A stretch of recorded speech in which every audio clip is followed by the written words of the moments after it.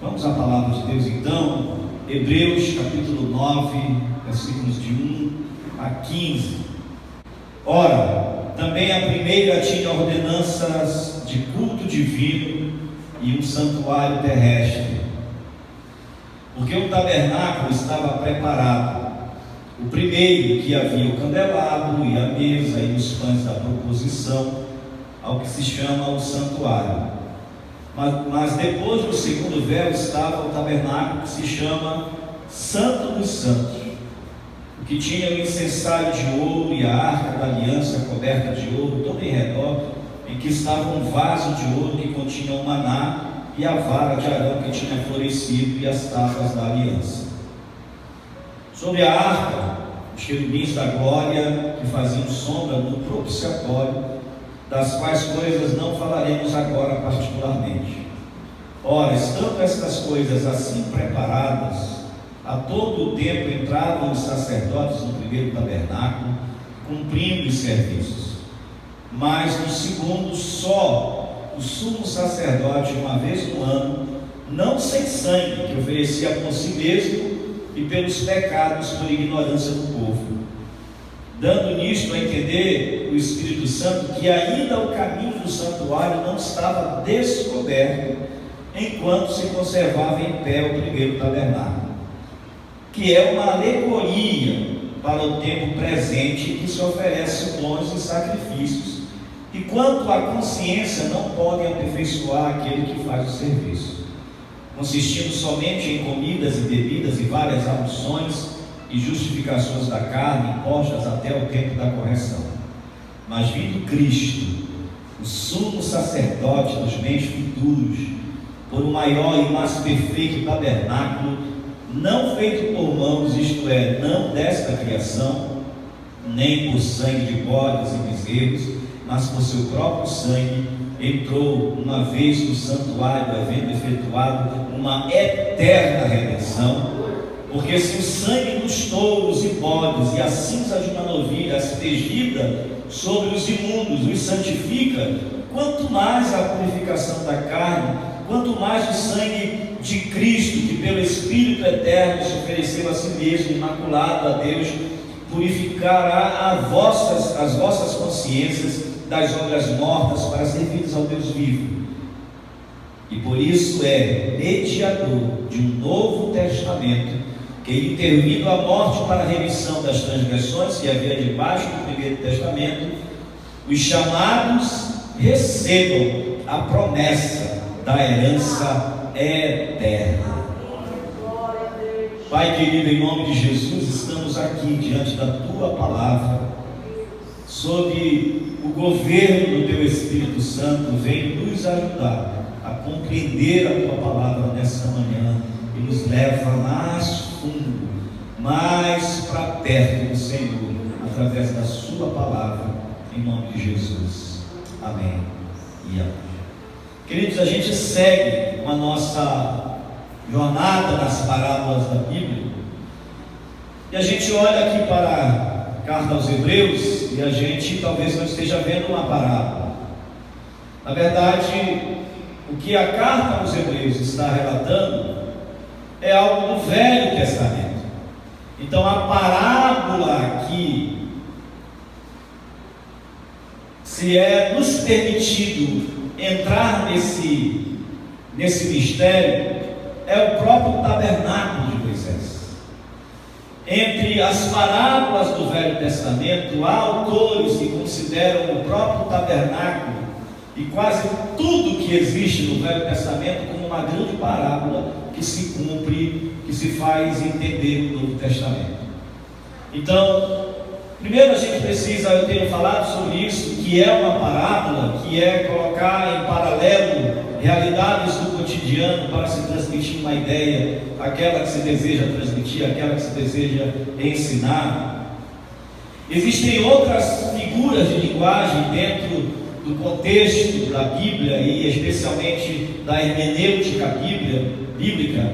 Nós temos algumas outras, como a símile, que é uma semelhança, é algo que está colocado em comparação, nós temos a alegoria, como nós vimos aqui o próprio autor aos Hebreus, falando que tudo aquilo era uma alegoria.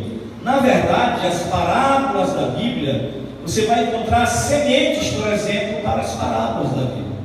Quando você vê, por exemplo, Jesus falando, pode um cego guiar um outro cego pelo mesmo caminho? Claro que não, porque senão ambos cairão. Isso é uma semente de parábola. Você pode contar essa história dizendo, havia dois cegos que um dia resolveram caminhar, e um foi guiar o outro. Chegando lá na frente havia um buraco, e os dois caíram no buraco. Isso aí é esse texto que Jesus, a partícula de texto que Jesus fala, é uma semente para uma parábola. Então a parábola ela é um elemento para nos colocar diante de uma alegoria, diante de uma realidade do cotidiano, para que nós compreendamos as verdades eternas que estão ali. Existe a metáfora, que é uma comparação por correspondência. Então, algo que corresponde a outro algo que é aquilo que a pessoa deseja falar. Enfim, então a nossa parábola de hoje é o tabernáculo de Moisés. E é claro que nós não temos nem tempo para nós entrarmos em detalhes nesse tabernáculo. Mas aqui em Hebreus, o primeiro tabernáculo aparece como uma alegoria para o tabernáculo eterno, para expressar o desejo eterno de Deus de habitar com o seu povo. Então, ela é algo que aconteceu lá no Velho Testamento, como uma parábola para o nosso tempo presente. Quando nós entramos no tabernáculo de Moisés, nós vemos ali todas as figuras e objetos parabólicos, tipológicos, simbólicos. Neles, desde a entrada do primeiro véu ao entrar no átrio, do segundo véu ao entrar no lugar santo, e ao terceiro véu ao entrar no lugar santíssimo, tudo, as cortinas, os véus, as tábuas, os objetos, os colchetes, as cobertas, o cercado de linho, tudo, a esquivitadeira, o candelabro, a mesa dos pães, a mesa do altar de incenso, a arca da aliança, a bacia de bronze, o altar de bronze, tudo no tabernáculo de Moisés é parabólico, tem a intenção de ser uma alegoria, uma tipologia, para que nós compreendamos hoje. Então, quando a gente olha para esse tabernáculo, a gente vai ver tanta coisa, e nós vamos compreender um pouco melhor o que significa entrar numa relação com Deus nessa tipologia. E é sobre isso que eu quero falar. Eu vou me deter em 3 níveis de relacionamento que nós podemos ter com Deus, baseado nos 3 ambientes do tabernáculo de Moisés. É nisso que nós vamos nos deter hoje. Então, essa divisão, átrio, lugar santo e lugar santíssimo, nos coloca em pé de igualdade com a nossa relação hoje com Deus.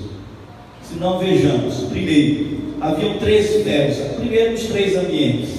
O primeiro ambiente era um ambiente chamado de ambiente externo, que era o átrio, ou pátio exterior.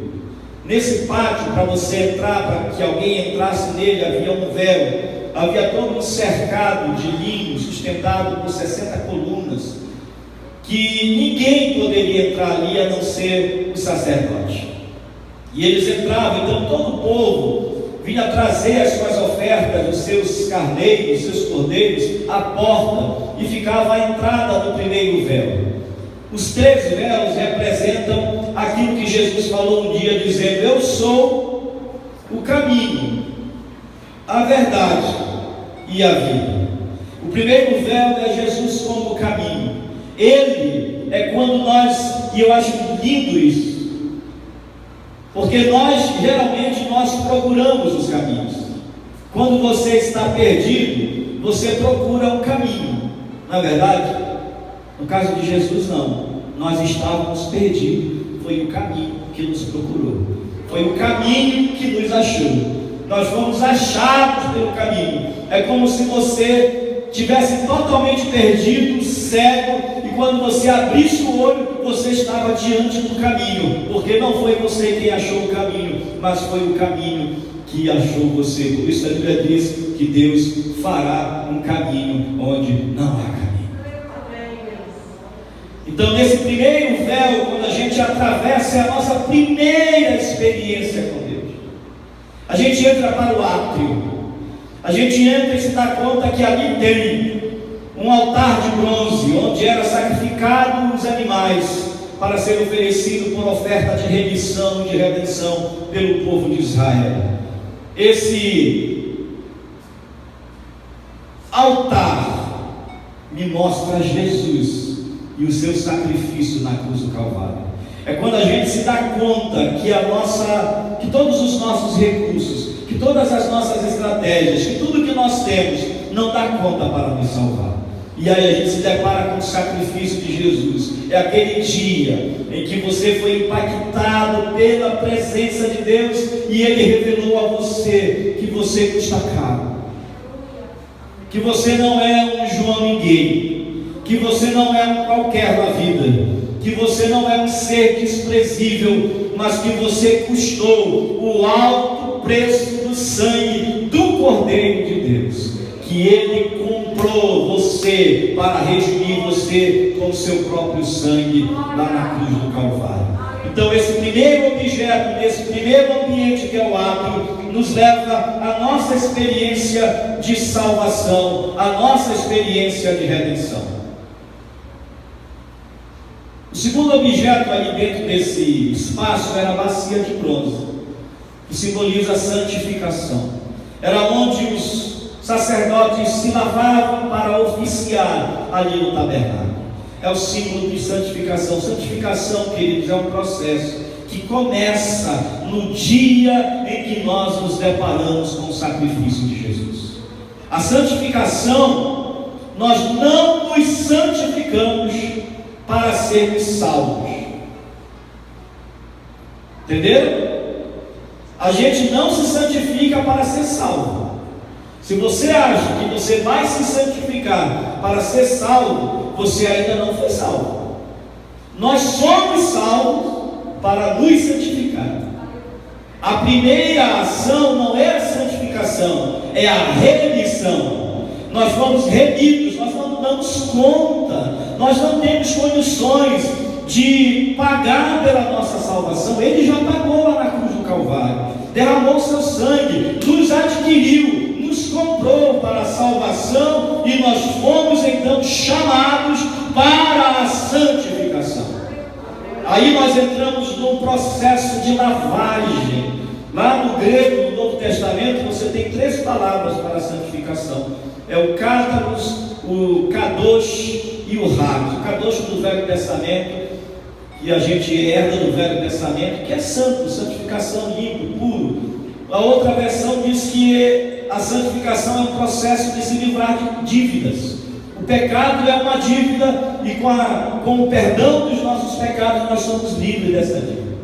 Por isso, ninguém pode ficar apontando para um crente, dizendo: olha, fulano de tal pecou, está vendo? Sabe por quê, queridos? Porque quando ele perdoa, a dívida foi paga. Ninguém pode acusar mais. Satanás não pode mais acusar aquele a quem Deus perdoou. Não pode. O processo de santificação não é um processo que nos livra de pecar, mas é um processo que nos faz incomodados com o pecado. E a gente então entra nesse processo de santificação, e a gente vai se santificando, a gente começa a perceber que aquilo que a gente fazia antes já não deve fazer mais. Se a gente mentia, já não mente mais. Se a gente roubava, não rouba mais. Se a gente fofocava, não fofoca mais. Se a gente enganava, não engana mais. Se a gente traía, não trai mais. a gente começa a entrar nesse processo de deixar ser liberado de nós todos os elementos de contaminação, como no processo de purificação do ouro, que o ourives vai lá e coloca um açaí com fogo em cima da pedra bruta de ouro e começa a derreter, e começa a se desprender os elementos impuros, os metais menos nobres, e começa a ser destruído, e fica um momento que fica só aquele líquido, o ouro puro. É nesse momento que o ourives olha e ele vê o reflexo do seu próprio rosto naquele líquido, e ele diz: agora sim, está puro. Ele olha para você, o grande ourives, o Senhor dos senhores, e manda fogo sobre a sua vida, e começa a desprender. A gente começa a se incomodar com aquilo que está errado, e começa a se desprender de nós a mentira, o engano, o adultério, a prostituição, o roubo, tudo aquilo que é mal, a mágoa, o ressentimento, começa a sair, e ele vai queimando, até que chega uma hora que ele olha para você e ele vê o reflexo dele mesmo em você. Quanto mais você é santificado, mais parecido você fica com Jesus, mais você reflete a sua imagem. E aí sim, passa o tempo nesse processo, nós vamos entrar no segundo nível de relacionamento com Deus. A gente vai atravessar o segundo véu, que é a verdade. Por enquanto, nós ainda estamos no caminho. No caminho a gente tropeça. No caminho a gente ainda não tem noção da plenitude da verdade. Alguns ainda herdam lá do Egito alguns costumes. Quando entra depois do segundo véu, Jesus se revela para essa pessoa como a verdade. Eu acho lindo isso, porque imagine isso dentro de um contexto grego. O dia que Jesus disse: eu sou o caminho, a verdade e a vida. Quando os gregos queriam descobrir o que era a vida de verdade, eles começaram a buscar a verdade. E para buscar a verdade eles precisavam de um método. A palavra método significa caminho. Então Jesus diz: vocês estão procurando a vida, vocês estão procurando a verdade que vai esclarecer para vocês o que é a vida, e com isso vocês estão usando métodos de diversas formas. Eu vou logo dizer para vocês: eu sou o método, eu sou o caminho, eu sou a verdade e eu sou a vida. E ninguém vem ao Pai senão por mim. E sabe o que é mais? Ele não disse ninguém vai ao Pai. Ele não é um caminho que leva, porque nós passamos para chegar ao Pai. Ele é o caminho onde está o Pai. Ele diz: eu estou no Pai e o Pai está em mim. Atravessando então esse segundo véu, vem o lugar santo. É um outro nível. Agora, o teu processo de santificação leva você, primeiro, processo da salvação, da remissão, leva você para a santificação, e a santificação leva você para a verdade. E dentro do lugar santo, você encontra mais 3 móveis: a mesa dos pães da proposição, o candelabro e o altar de incenso. A mesa dos pães representa a comunhão, é a comunhão com Jesus. São 12 pães que são oferecidos pelos sacerdotes, colocados de 2 fileiras de 6 cada um. 12 é o símbolo da totalidade das tribos de Israel, significando que há pão para todos os servos, há comunhão para todas as tribos. Representa os 12 apóstolos, dizendo que há sim também pão para todos nós que somos da descendência apostólica. 12 é o número de meses que nós temos no ano. Se você quiser, depois desse processo de salvação, você terá Jesus em janeiro, em fevereiro, em março, na pandemia, sem pandemia, na chuva, no inverno, no verão, na noite, no dia, nas férias, no ano, nos meses letivos. Ele está à disposição para uma vida de comunhão conosco todos os dias. A mesa dos pães mostra Jesus no nosso dia a dia. O pão é o alimento mais conhecido no mundo. Ele é do nosso diário, do nosso dia a dia. É a presença simples e substancial de Jesus em comunhão conosco todos os dias. Você sabe que um dos momentos muito respeitado por quase todas as famílias é o momento da refeição. Algumas casas têm a cozinha e tem a sala de estar, ou a sala de jantar. Quando há uma festa especial, usa-se a sala de jantar e os convidados vão para lá. E no dia a dia, só os íntimos vão para a cozinha. Só os íntimos vão na panela, às vezes, e tiram lá o feijão, o arroz, abre a geladeira. Só os íntimos comem deste pão da comunhão. É intimidade. É um relacionamento diferente do relacionamento do átrio. É comunhão com o Filho de Deus.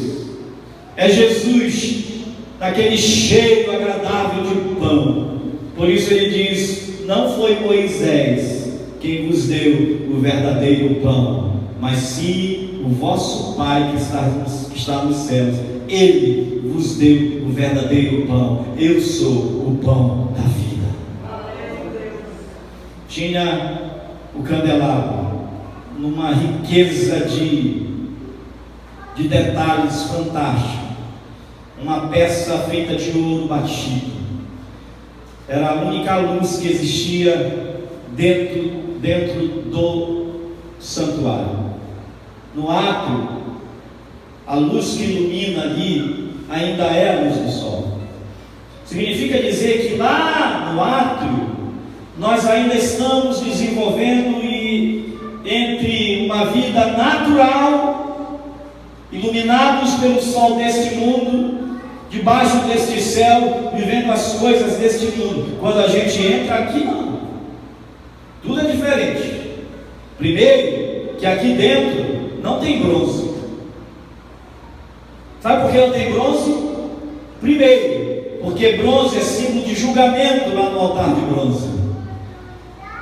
O bronze lá no altar de bronze foi tirado dos insensatos dos israelitas que se rebelaram contra Moisés.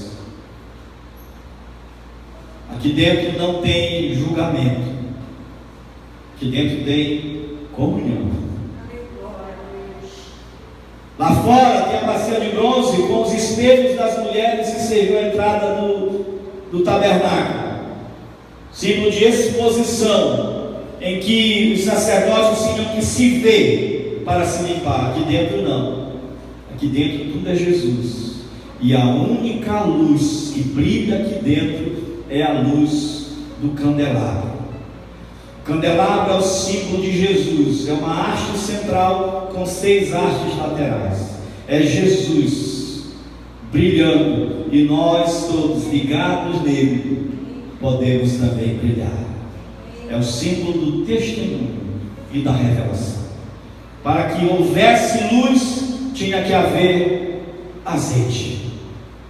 O azeite era colocado todos os dias, e ali os pavis encharcados no azeite eram puxados todos os dias pelos sacerdotes com as suas espivitadeiras, para que o fogo jamais se apagasse ali e a luz permanecesse acesa constantemente. A sua luz nunca pode se apagar. O seu testemunho nunca pode se apagar. Por isso o Espírito Santo muitas vezes vai dar uma puxadinha, vai dar uma ajeitadinha, vai derramar mais azeite, e o azeite é o Espírito Santo nos enchendo para manter as nossas luzes acesas. tabernáculo de Moisés tem todas essas alegorias. O próprio candelabro simboliza a ressurreição. Tinha uns ornamentos nele que eram de flores de amêndoa. A palavra amêndoa, desculpa, eu estou correndo. A palavra amêndoa no hebraico é shaked, que significa velar. Quando Jeremias diz, Deus diz para Jeremias, o que você está vendo aí? Ele diz, eu estou vendo uma vara de amendoeiro. Se viste bem, porque eu velo sobre a minha palavra para cumprir. A gente, quando vê da primeira vista, não sabe por que ele está falando isso. Qual é a razão de alguém olhar para uma vara de amendoeiro e dizer, e Deus dizer, é isso aí, eu velo pela minha palavra para cumprir. Parece que não tem nada a ver, mas tem tudo a ver. Porque a palavra amêndoa significa velar. Diz, eu velo pela minha palavra para a cumprir. E aí então, mais à frente, está o altar de incenso, que tem como símbolo oração e adoração.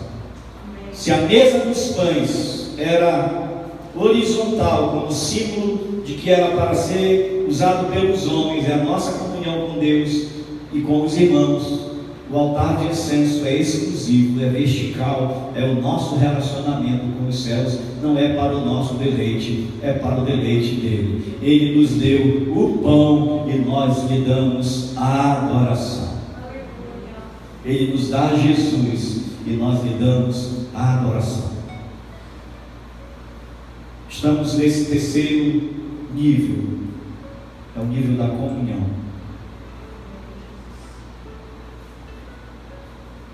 É o nível do testemunho. Agora as pessoas vão olhar para você e precisam ver a sua luz brilhar.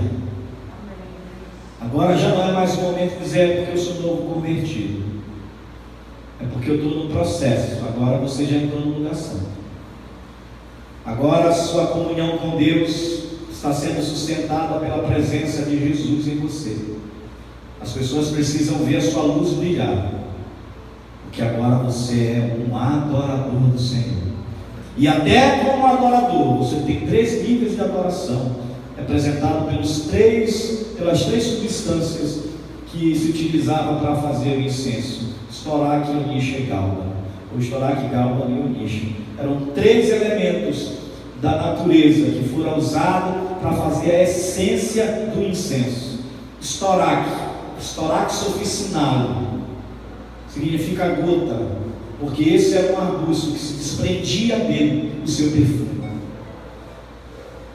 Significa adoração espontânea, é a adoração dos apaixonados, é aqueles que estão tão apaixonados por Jesus, estão tão impactados pelo amor de Jesus, que não trocam ele por nada.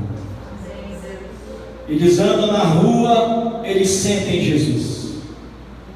Por onde eles vão, eles sentem Jesus. Eu já falando sobre isso aqui. O galba não era necessário triturá-lo para que ele exalasse o seu perfume. O estoraque não. Se desprendia dele naturalmente o seu perfume. O galba não é necessário triturar para tirar o seu perfume. É adoração em quebrantamento. Aquela hora que está difícil de adorar, que a gente está sendo apertado, que a gente está sendo esmiuçado, esmagado. Esse é o símbolo mais perfeito do sacrifício de Jesus. Primeiro, a sua adoração. Primeiro, a sua oferta voluntária. Ele se entregou por nós. Segundo, ele foi triturado na cruz. E aí vem a adoração profunda, simbolizada pelo ônica ou pelo onixa, que era um molusco tirado dos fundos do mar ali da Pérsia, simbolizando a adoração profunda. É aquele nível que ninguém se mete. Talvez, não sei quantos de nós já chegamos. É aquele nível que você está diante do próprio Deus. Você sai desse nível raso de relacionamento com Deus, em que você não sabe nem que você é em Deus. É aquele nível que nada mais te seduz a não ser a presença de Deus. É aquele nível de relacionamento com Deus e de adoração que te tira completamente das perspectivas do mundo e você passa a se relacionar com Deus de maneira íntima e verdadeira, para que então, e só então, a gente atravesse o terceiro véu. Então nós passamos pelo primeiro caminho, segundo a verdade, e agora a gente entra para o terceiro véu, que é a vida. Quando a gente entra nesse ambiente, não há palavras, não há liturgias, não há padrinhos. A gente entra lá e a única coisa que se pode ouvir ali dentro é a voz dele. O sumo sacerdote entrava uma vez por ano, tirando sangue lá do altar de bronze, para fazer libação. Ele jogava sobre a arca. A arca da aliança era a razão de ser do tabernáculo. O tabernáculo foi feito por causa da arca. A arca era símbolo da glória de Deus. Existem dois termos no Velho Testamento para a glória: Shekinah e Kabod. Shekinah é a glória revelada, que ficara sobre o povo de Israel na sua jornada no Egito, através de uma coluna de fogo e uma nuvem durante o dia, simbolizando que a glória de Deus estava protegendo, guiando, orientando o seu povo. E Kabod é uma glória densa, a glória pesada de Deus. Quando os filisteus levaram a arca da aliança na época do sacerdote Eli, que a sua nora teve um filho de maneira rápida, abrupta, por conta da derrota de Israel, da morte de Ofni e Finéias, da morte do sogro que foi Eli, que morreu ao ouvir que tinham derrotado o povo de Israel, que tinham morto os seus filhos, Ofni e Finéias, e quando o mensageiro diz: e levaram a arca, Eli cai da cadeira, quebra o pescoço e morre. Alguém vai comunicar para a nora de Eli, dizendo: morreram quase 30.000 homens de pé, Israel foi derrotado, teu marido e teu cunhado, os filhos do sumo sacerdote, morreram, teu sogro, ao ouvir a notícia, caiu e quebrou o pescoço e morreu. E aí ele disse: e levaram a arca da aliança. Ela imediatamente teve filho e ela chamou o seu nome de Icabod. Icabod significa inglório, sem glória. Foi-se a glória de Israel. Tem muita gente que já perdeu a glória de Deus. Está Icabod, está em glória, sem a glória de Deus. Quando o sacerdote entra ali, todos ficam atentos. Se diz que não deixavam nem ele dormir por um período de alguns dias, para que ele nem por sono cometesse algum pecado, porque ele ia lá para oferecer um sacrifício de remissão, de propiciação, ou seja, buscando que Deus fosse propício e favorável ao povo, perdoando os seus pecados. Ele entrava com as suas vestes sacerdotais, que tinham sinos e ossos nas suas bainhas, de modo que diz a lenda que eles entravam e todos ficavam ouvindo.